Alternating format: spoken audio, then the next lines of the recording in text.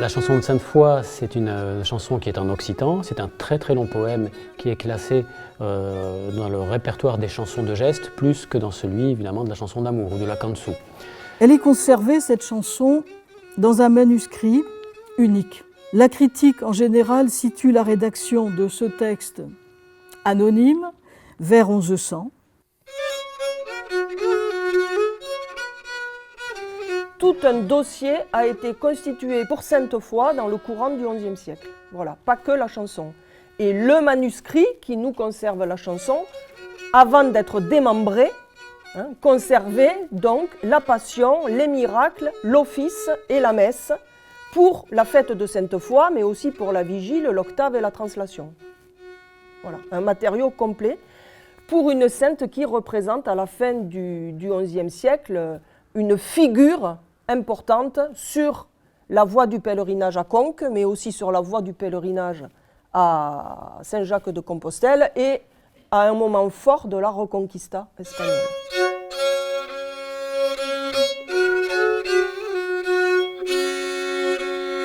Aujourd'hui, ce manuscrit est divisé en 4 pièces, une qu'on retrouve à la Bibliothèque nationale à Paris, l'autre à la Bibliothèque municipale d'Orléans, une troisième à la Vaticane, et enfin la 4e partie qui ne contient plus que la chanson à la Bibliothèque de Leiden aux Pays-Bas.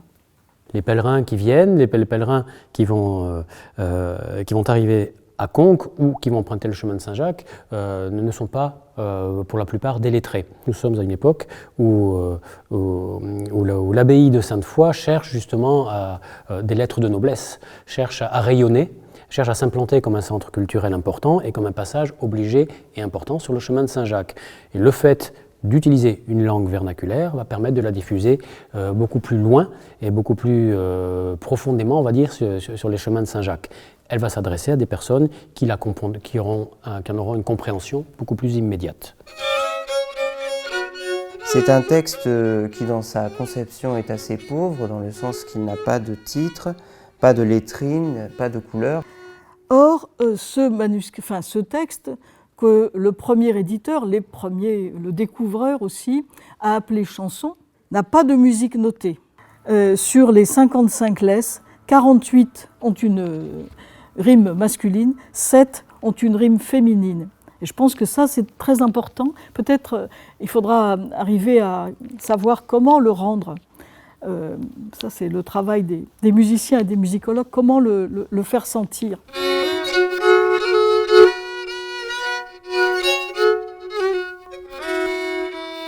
La chanson commence, on nous explique la situation, je veux dire, politique du moment, historique. On nous dit qu'ils sont les protagonistes de l'histoire. On nous présente Sainte-Foy. On nous dit qui elle est. On nous parle de sa ferveur. On nous montre qu'elle est arrêtée, qu'elle va être jugée. On lui demande d'abjurer. Elle refuse. Elle est condamnée. C'est son martyre. Elle meurt. La chanson finit.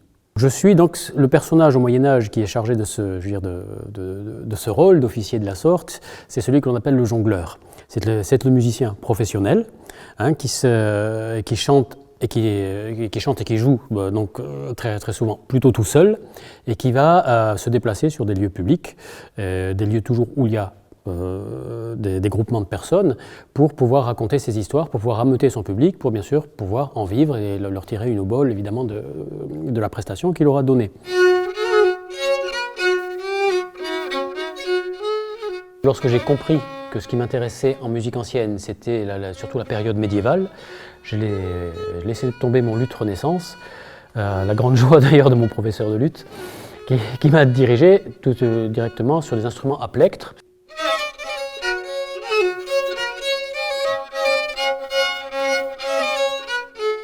J'ai joué beaucoup de luth orientale, jusqu'au jour où la rencontre avec Christian Rau, donc luthier organologue, m'a fait en fait tomber de très haut. Donc tu sais, tout ce qui est troubadour et tout ça, il me dit si tu veux vraiment t'atteler à la chose, c'est la vielle à archer.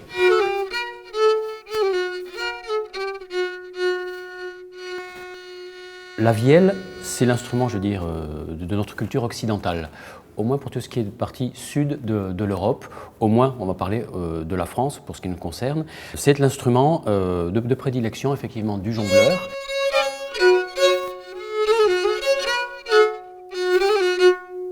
Le jongleur, dans sa manière de pratiquer la musique, c'est un comédien. C'est quelqu'un qui est obligé d'aller capter toujours son attention. La vielle archée correspond exactement à cela. La vielle archée, ce n'est pas un instrument comme un violon. Un violon, c'est un instrument merveilleux. Il suffit d'effleurer, de regarder la corde presque, et l'instrument fonctionne tout seul. La vielle archée est construite, elle est bâtie différemment sur d'autres principes acoustiques et qui obligent vraiment à rentrer dans l'instrument, à avoir une pression d'archet, à avoir un rapport à l'instrument beaucoup plus physique que l'on peut l'avoir avec un violon pour essayer d'avoir les mêmes volumes sonores, si vous voulez. Et le fait d'avoir un rapport comme ça très physique à l'instrument, très engagé sur l'instrument pour le faire sonner, oblige en même temps à avoir un port de voix adéquat.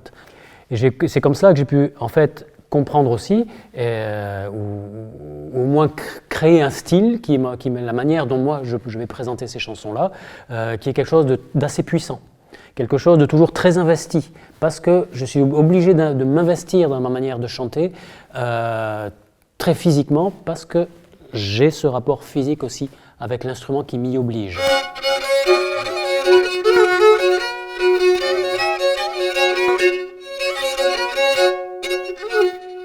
Par rapport à la vielle, par rapport à cet instrument-ci, celui que je possède là, qui a été fait par un luthier spécialement pour la création de la chanson de Sainte-Foy, il s'agit d'un instrument fait par Olivier Ferraud, qui est luthier à Lyon, et qui a, à ma demande et à la demande du CIM, réalisé cette vielle qui est une vielle vraiment romane.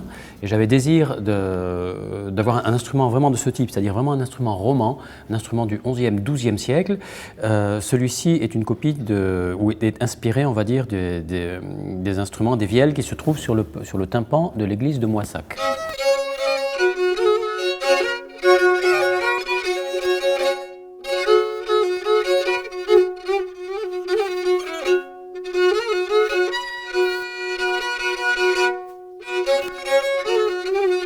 C'est un instrument qui est petit, qui n'est pas très large, mais qui va nécessiter un jeu et une détention de cordes qui sont assez puissantes. Le rôle de l'instrument va permettre au jongleur de rythmer, d'apporter de la couleur, d'apporter des émotions, de mettre en exergue les moments du discours. L'instrument n'est pas là pour accompagner, il est là pour participer pleinement et entièrement à la narration. Je crois que l'un ne peut pas fonctionner sans l'autre. Le répertoire lui-même n'a pas de lieu d'être s'il n'y a pas le chanteur avec son instrument. Les deux sont faits pour aller ensemble, ils sont nécessaires l'un à l'autre.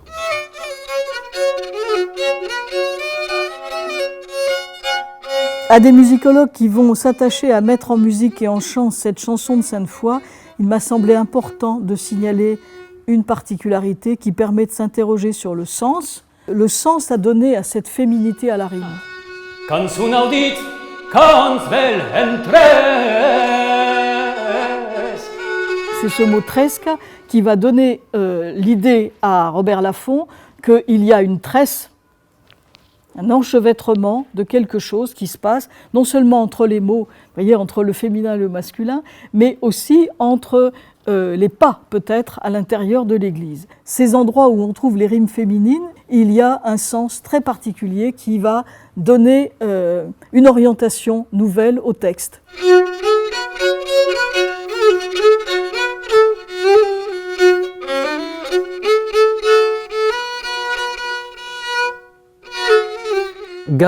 Pour chanter ce poème, garder donc sa langue originelle, va-t-on dire, pour moi est primordiale. Elle est primordiale parce qu'elle est composée donc dans un rythme, dans une musicalité qui lui est propre. Changer la langue, ne serait-ce que par une transcription, ou une transcription, même une transcription, je veux dire, très fidèle ou très très poétique, pour moi trahira l'essence même du texte. Ce texte, cette chanson, c'est un tout.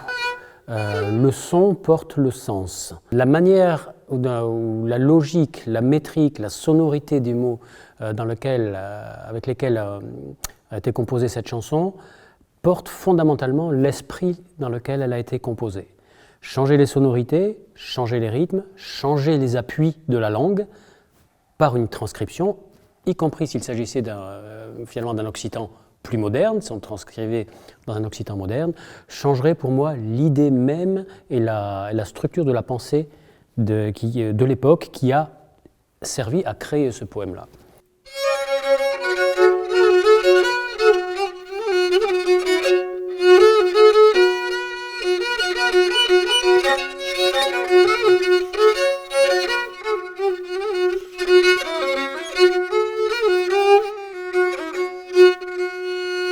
Dans la méthode de travail de la chanson, la première des choses à réaliser a été de lire le texte et de se caler dans une rythmique immuable. C'est-à-dire que le texte est écrit il est versifié de telle manière, il a un rythme, il a une prosodie. Et ça, du début à la fin de la chanson, ça ne change pas. Et ça a été de pouvoir justement prendre conscience, de pouvoir dire ce texte, de pouvoir l'intégrer et prendre conscience de ce texte comme tel, dans cette rythmique-là, qui a été la colonne vertébrale de mon travail.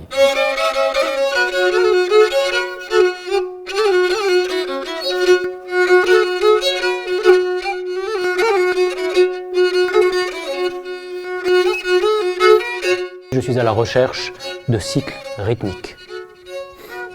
Qu'est-ce qui va nous donner le temps? Qu'est-ce qui va me faire mesurer? Qu'est-ce qui fait que je vais pouvoir étirer ou raccourcir le temps? Qu'est-ce qui fait que je vais pouvoir accélérer? Qu'est-ce qui fait que je vais pouvoir ralentir? Qu'est-ce qui fait que je vais pouvoir garder mon public dans toute son attention? C'est en jouant uniquement sur le temps et sur les cycles rythmiques. Le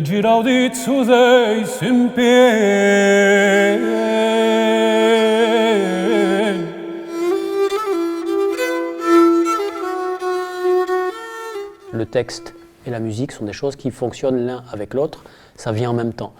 Donc au fur et à mesure que je lis justement ce que je m'intègre de ce texte, que je l'apprends, un rythme s'impose, un rythme vient, le rythme des mots, le rythme des phrases vient naturellement, un rythme des phrases vient et naturellement et s'impose naturellement. La première partie de mon travail, elle est là, l'appréhender, la comprendre, la mesurer, et enfin pouvoir en jouer.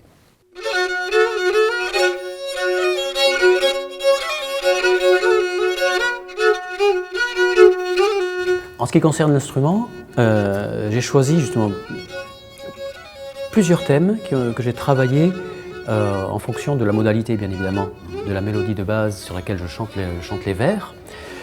Plusieurs motifs qui vont se succéder, qui vont évoluer, et qui vont surtout évoluer dans un sens rythmique. Et c'est eux qui vont venir ponctuer, qui vont venir accélérer, qui vont venir donner le rythme, qui vont venir souligner, qui vont venir ralentir et qui vont surtout montrer quand c'est la fin.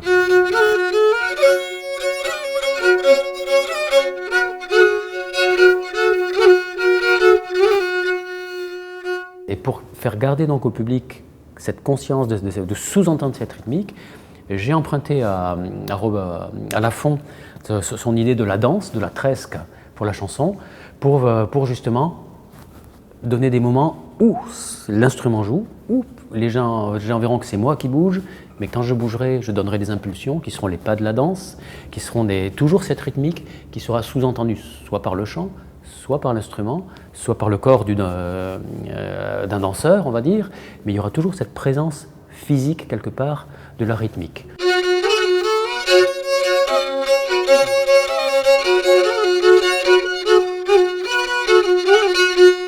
C'est un petit peu comme une plante. On va voir une espèce de rigueur dans la métrique du poème. C'est la tige c'est la tige. Et puis, hop, vont venir des feuilles, vont venir des branches le long de cette tige qui sont des variations rythmiques, des variations mélodiques qui interviennent par de l'ornementation aussi. C'est ça qui va venir décorer, mais sans jamais oublier une chose, c'est qu'on est rattaché à une métrique du texte. Mais c'est parce que, effectivement, au niveau modalité, au niveau ornementation, au niveau danse, tous ces éléments sont liés les uns avec les autres, et y compris avec le sens de l'histoire, qui fait que la chanson est un tout, qu'elle se déroule et qu'elle arrivera jusqu'à la fleur, jusqu'à la fin de la chanson.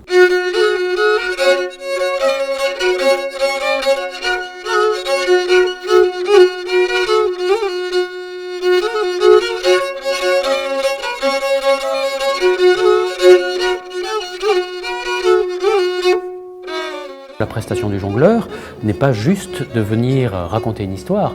Il a un rôle, c'est-à-dire qu'en racontant son histoire, il a un public qu'il prend au début, mais qu'il amène quelque part. Il l'amène jusqu'au bout. Les gens ne sont pas captifs. Si les gens, c'est à lui à les garder, c'est à lui à les faire travailler et à les amener. C'est en ça que la chanson, comme je le disais au départ, est aussi un rituel. Il y a un déroulement, on amène les gens, on les a les moments forts, on célèbre ces moments forts par l'instrument, on les met en exergue, les moments de danse, et on les amène à la sortie. Et justement, à ce moment-là, l'instrument, lui, va pouvoir rentrer dans ce dialogue avec moi et donner justement pour le public cette base rythmique pour ne pas faire perdre ce rythme, cette verve et justement cette intensité.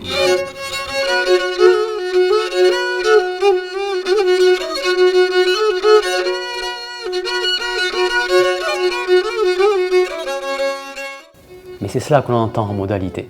Quand on parle d'une mélodie, quand on parle d'une chanson, et c'est ce qu'on entend ce que vous entendrez dans Sainte-Foy, c'est-à-dire que ce que vous entendrez, c'est la chanson de Sainte-Foy, c'est toute la chanson de Sainte-Foy, c'est tout ce qu'il y a autour. C'est pas la mélodie, c'est tout l'univers. Tout l'univers, oui. Alors là, catégoriquement, ça m'intéresse. C'est toute l'histoire, ce sont toutes les émotions qui sont dessinées par ce qui met la mélodie en valeur.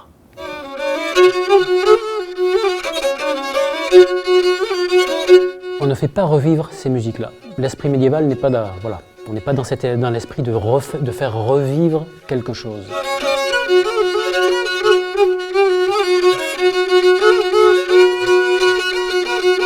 Je n'ai pas une oreille médiévale comme les gens du Moyen-Âge. Je ne sais pas ce qu'entendaient les gens au Moyen-Âge. Je ne sais pas exactement comment sonnait une vielle au Moyen-Âge. Je ne sais pas ce qu'attendaient réellement les gens d'un jongleur du Moyen-Âge.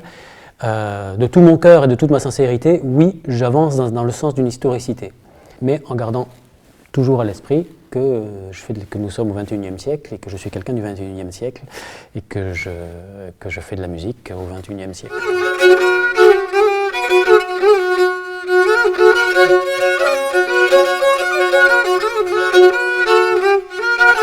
Il m'a paru important dans la chanson, dans la manière de la présenter au public,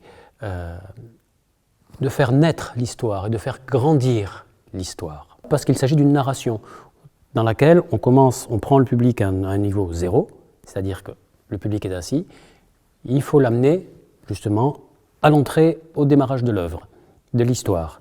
Et de là, l'histoire va commencer à se dérouler et à grandir et à gagner en intensité. Ce sont des moments qu'il faut, en tant qu'artiste, en tant qu'interprète, arriver à mettre en exergue, à faire monter, à couper aussi.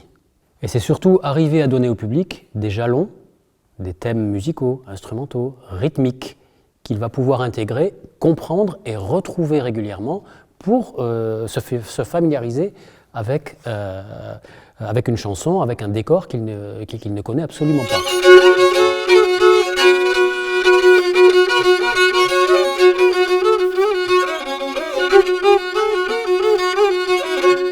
Après, au niveau du déroulement du texte et de la manière dont le texte est conçu, il arrive un moment où le public rentre dans une litanie de la chanson. Il y a trouvé ses marques, il s'y installe, il devient confortablement installé. Il connaît la musique, il reconnaît les thèmes, il est installé dans la modalité. Et tout ceci fait qu'au bout d'un moment, le confort qu'il y trouve permet de lâcher les résistances en fait, conscientes, l'écoute consciente qu'il a de cette musique. Et en se relâchant, le discours du jongleur, le discours de la chanson, la poésie et les thèmes abordés dans le texte vont pouvoir pénétrer plus profondément dans la personne, inconsciemment, comme dans du beurre, on pourrait dire. Les résistances sont tombées. Il s'agit bien évidemment d'un concert, je ne suis pas non plus un prêcheur, je ne suis pas aujourd'hui dans cette dynamique de présenter ou de devoir convertir, mais réellement dans une approche artistique et historique, une restitution musicologique de ce répertoire.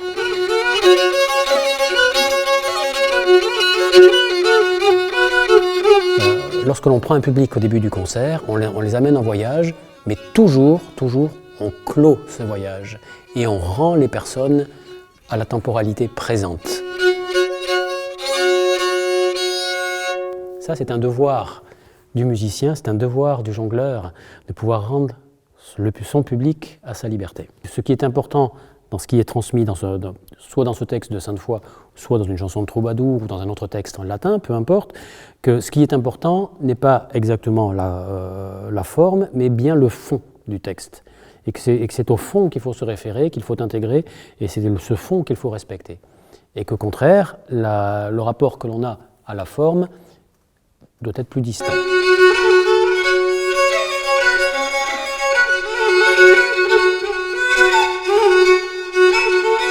La sincérité, elle est tout simplement dans le geste que je vais avoir envers mon public. C'est pas l'amplitude du geste, c'est pas le fait qu'il soit large, qu'il soit étriqué, qu'il soit avec les deux mains.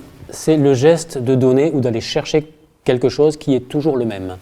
Peu importe physiquement comment il se passe ce geste, c'est la démarche qui est toujours la même et qui, elle, est toujours sincère. Le véhicule que l'on emploie pour véhiculer l'idée ou ce que je vais aller chercher, le véhicule, lui, peut changer. Ça n'a aucune importance. E viene a dire il che dice la gente pagana al Dacia.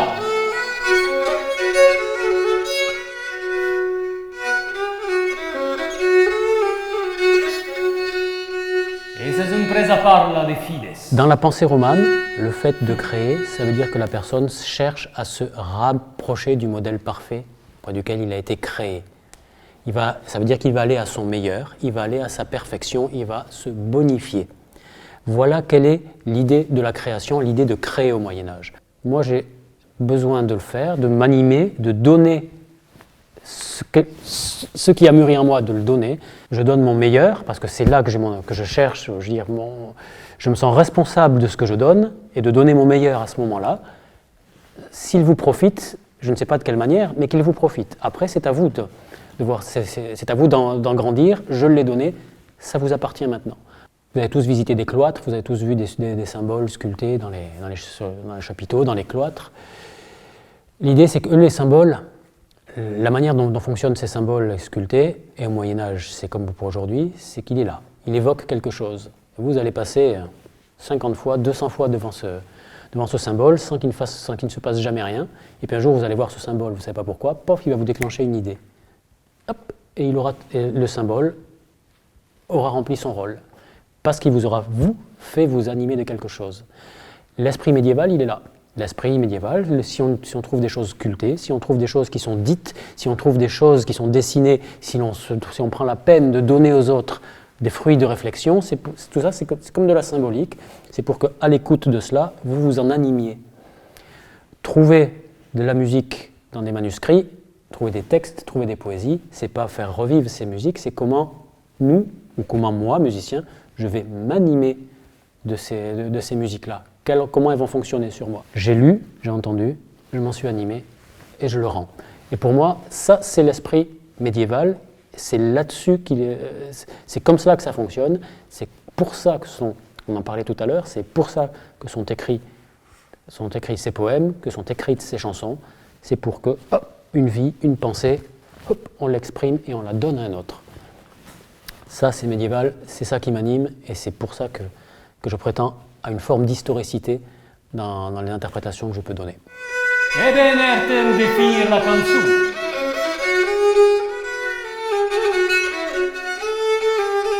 E de fides la bella razón. Aujourd'hui, extrêmement peu de personnes pourront comprendre ce que raconte cette chanson, dans l'intégralité ce que raconte cette chanson. Après, c'est mon travail, je vais dire, d'instrumentiste, mon travail de jongleur, justement, de mettre cette chanson en situation, de l'expliquer, de la jouer, de faire passer les messages, de la faire comprendre. Peu importe le texte et la compréhension finalement du texte que le public ou que cette personne dans le public aura pu avoir, l'important est que le message ou ce qu'il aura reçu de la prestation du jongleur déclenche chez lui une introspection profonde.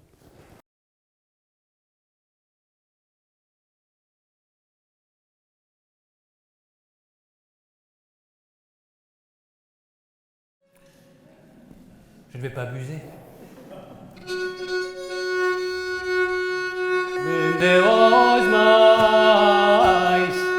Finir nostra ragione. un pauc sulat que trop fut altrusus. Leven Deu cler que disen mures pus, tu autem Deu que spaire glorius.